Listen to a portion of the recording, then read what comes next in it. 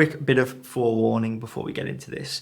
The focus outline on forms on Squarespace is actually part of the push for accessibility on forms. So it shows users exactly what part they clicked on, and some people need this, but a lot of clients request I get rid of it, and they make up for this lack of accessibility in this one particular area by doing something else. So that's just my sort of disclaimer, is use it if you want, but try and make up for it in another way if you can.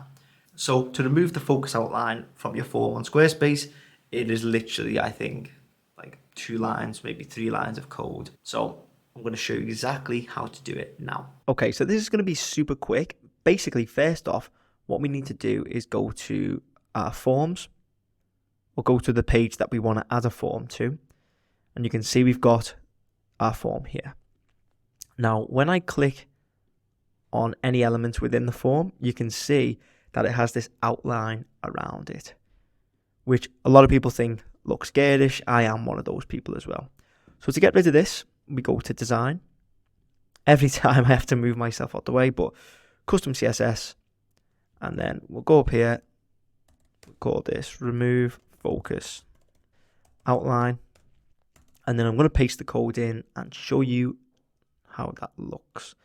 So now we go into our form and there's no focus outline. What this does here is it says asterisk, which essentially targets everything within a specified element. If there is no element, it literally targets everything. So asterisk, and then we're saying focus, and that focus outline, none. If we wanted to, for some reason, make the focus outline larger, we put focus outline solid 10px, and then you can see it looks ridiculous. But if you did want to make it bigger, that's how you do that. But for the purpose of this video, it's going to be none.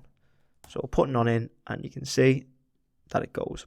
So that's how you remove the focus line on Squarespace. If you found this useful, please make sure to leave a like, hit subscribe, and check out all of the Squarespace resources in the description below.